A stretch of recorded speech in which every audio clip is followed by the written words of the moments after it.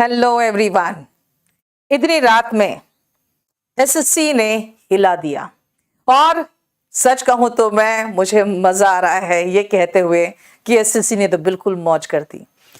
बेटा एमटीएस की वैकेंसी आई है और 10,000 से ऊपर वैकेंसी आई है। हवलदार का मिला लिया जाए तो करीबन 12,000 वैकेंसी एसएससी लेके आई है एमटीएस के लिए।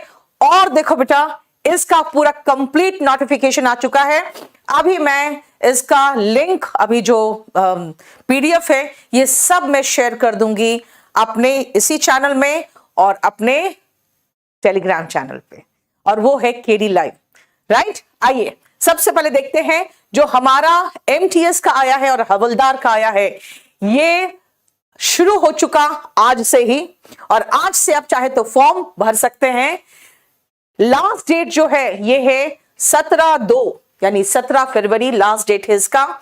याद रखिएगा कि ये जो एग्जाम होने वाला है ये समवेयर इन अप्रैल होगा, यानी आपके पास तैयारी करने के लिए भरपूर समय है। अब आ जाओ मैं आपको इसका डिटेल बता दूं। बेटा वैकेंसीज देखिए आप, करीबन 10,880 वैकेंसी आया है एमटीएस का और हवलदार का जो वैकेंसी है 529 है।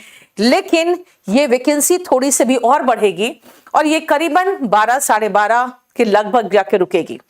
याद रखिएगा ये आपका कंप्लीट डिटेल अच्छे से पढ़ लेना, क्योंकि ये कंप्लीट डिटेल आपके लिए जानने की जरूरत पड़ेगी आपको।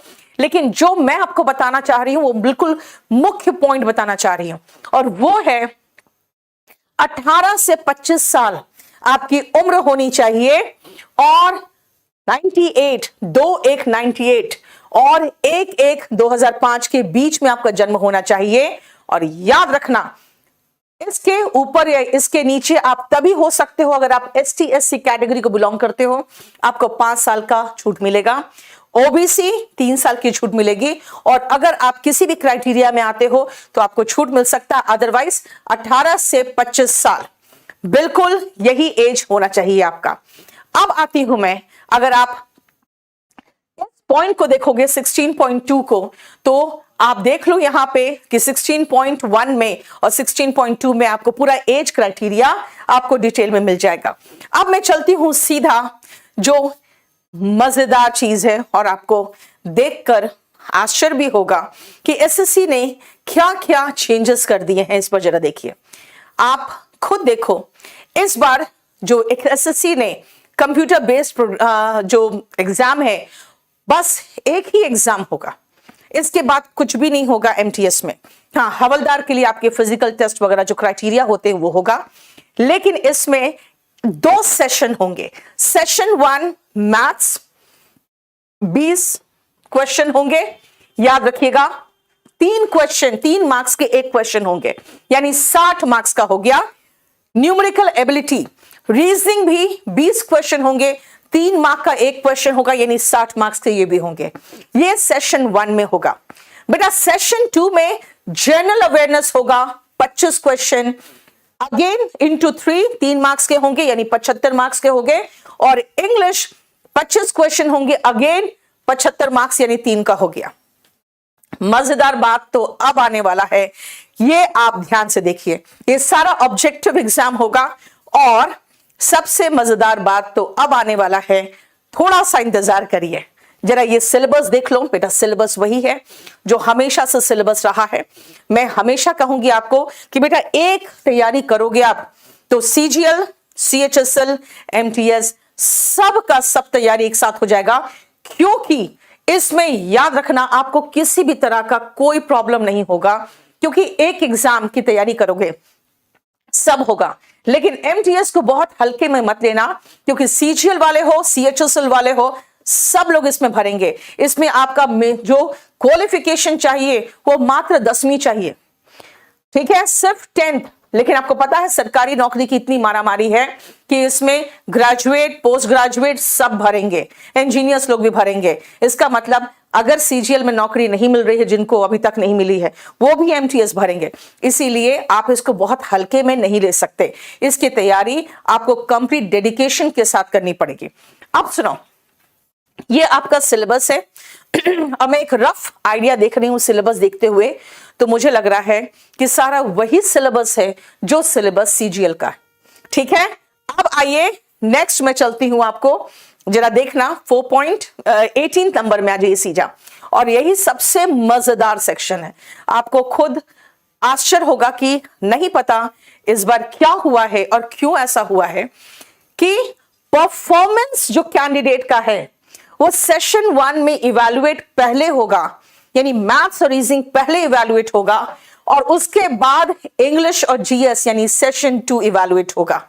लेकिन अगर आप अनरिजर्व कैटेगरी में हैं तो 30% तो होना ही चाहिए। ओबीसी एंड ईडब्ल्यूएस वाले 25% तो मार्क्स आपको लाना ही पड़ेगा, और अदर कैटेगरीज वाले 20% आपको लाना ही पड़ेगा। यानी कि इतना क्वालिफाइंग मार्क्स तो है जो सेशन 1 और सेशन 2 में आपको लाना ही पड़ेगा। लेकिन बेटा सबसे बड़ी बात है आपको, जो मैं आपको बताने जा रही हूं वो मैं बताती हूं कौन सा है। 18.10 में आइए, for the post of MTS performance in session 2 candidate will be considered for final merit list. यानी कि फाइनल मेरिट लिस्ट सिर्फ इंग्लिश और जीएस के बल पर ही बनेगा। दीपचंद्र देख लो बेटा, इंग्लिश से तो प्यार करना ही पड़ेगा आपको, है ना। अगर इंग्लिश से प्यार करना ही पड़ेगा, क्योंकि फाइनल मेरिट लिस्ट में आपका मतलब समझ में आ रहा है, रीजनिंग और मैथ्स सिर्फ क्वालिफाइंग है। आपका फाइनल मेरिट लिस्ट जो बनेगा वो बनेगा ऑन बेस्ड ऑन सेशन 2। याद रखिएगा, आपको फॉर द पोस्ट ऑफ हवलदार, ठीक है, फिजिकल जो एलिजिबिलिटी टेस्ट वगैरह होता है वो तो होगा, लेकिन आपका जो कैंडिडेचर है वो फाइनल मेरिट लिस्ट सिर्फ और सिर्फ इंग्लिश और जीएस जो सेशन 2 में है उसके बल पर बनेगा, और इसी बल पर आपका सिलेक्शन होगा या फिर आप रिजेक्ट होगे। फिर से मैं समराइज कर दूं, आपकी एज 18 से 25 साल होनी चाहिए, आप मैट्रिक पास होना चाहिए, वैकेंसी करीबन 11,500 से ऊपर जा रही है अभी ही। अगर आप इसमें तैयारी करते हो तो आपको English, reasoning, maths and general studies तैयार करना पड़ेगा। पहला सेशन में मैथ्स एंड रीजनिंग आएगा 20-20 क्वेश्चन, प्रत्येक क्वेश्चन 3 मार्क्स का, यानी 60-60 120। अगर आप सेशन 2 देखोगे उसमें इंग्लिश है और जीएस है, 25-25 क्वेश्चन 3-3 मार्क्स के, यानी 75-75, यानी 150 मार्क्स हो गए। उसके बाद आप जब एग्जाम दोगे तो आपका क्वालिफाइंग दोनों पेपर में अलग अलग, दोनों सेशन यानी मैथ्स रीजनिंग सेशन 1 और इंग्लिश और जीएस सेशन 2 दोनों में आपको क्वालिफाई करना पड़ेगा। लेकिन सेशन 1 में आपको सिर्फ और सिर्फ क्वालिफाइंग करना पड़ेगा। आपका जो मेरिट बनेगा वो सेशन 2 से बनेगा जिसमें इंग्लिश और जीएस है। बेटा इंग्लिश और जीएस को बहुत बहुत वैल्यू दिया जा रहा है, चाहे वो सीजीएल हो चाहे सीएचएसएल हो, और अब हम देख रहे हैं एमटीएस में तो मैथ्स और रीजनिंग को क्वालिफाइंग ही कर दिया है। तो मेरे साथ आप जरूर बने रहिए, हम बहुत बढ़िया बैच, डेडिकेटेड बैच लेके आएंगे केडी लाइव में, और मैं आपको यही सजेस्ट करूंगी इस चैनल से जुड़े रहो। मैं आपको तैयारी यहां पर ऐसे ही करा रही हूं, इसीलिए याद रखिएगा कि केडी लाइव बेटा डेडिकेटेड चैनल अलग बना रही है। आप केडी लाइव के डेडिकेटेड चैनल्स है उसमें आइएगा, क्योंकि अब हम लोग एसएससी केडी लाइव करके एक न्यू चैनल बना दिया है, जिसमें सिर्फ और सिर्फ एसएससी की जितनी भी वैकेंसीज आएंगे बेटा उसमें अलग से चलेगा। दिल्ली पुलिस का अलग चलेगा, यूपी का बिल्कुल अलग चलेगा, ठीक है।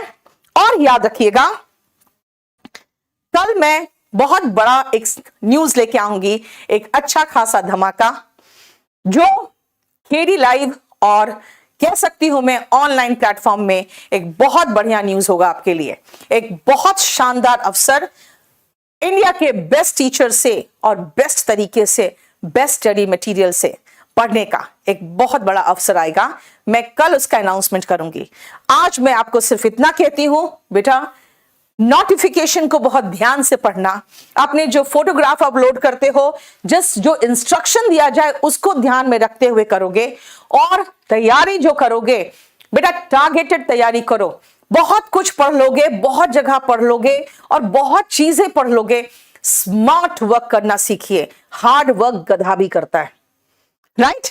हाँ, आपको एक क्वेश्चन हो तो बताइए बेटा, इंग्लिश अगर वीक है तो पहले तो सबसे पहले मैं बता दूं आपको बेटा, ये English by Neetu ma'am channel को आप सबले सब्सक्राइब करो, है ना? गुरु दक्षिणा पहले तो बेटा, पहले जमाने में गुरु दक्षिणा पहले दी जाती थी, यही गुरु दक्षिणा है, पहले आप सब्सक्राइब करो। दूसरा, एसएससी केडी लाइव करके जो चैनल है उसको सब्सक्राइब करिए। उसमें बिल्कुल अलग एक कंप्लीट एक पैटर्न पे, इसी के पैटर्न पे क्लासेस शुरू हो जाएगी। बेटा पैसा हो नहीं हो, आपकी तैयारी नहीं रुकनी चाहिए। और ये केडी लाइव का वादा है कि पैसा नहीं है तो भी आप तैयारी करो फ्री में, पैसे हैं तो दे दोगे तो अच्छी बात है, तो कम से कम हमारा भी ऑनलाइन का खर्च निकलेगा। लेकिन पैसा नहीं हो इसके लिए तैयारी रुक जाए, ऐसा नहीं होगा। ये हमारा वादा है आपसे। और याद रखिएगा, सबका पैटर्न तो चेंज हो रहा है, इसीलिए आपको किस सब्जेक्ट को कितना वेटेज देना है आपको समझिए।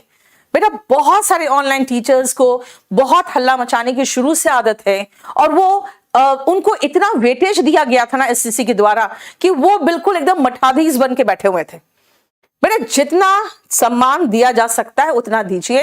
अगर एसएससी ने उनके सब्जेक्ट्स को थोड़ा सा ट्रिम कर दिया है तो बेटा आपको भी ट्रिम करने की जरूरत है।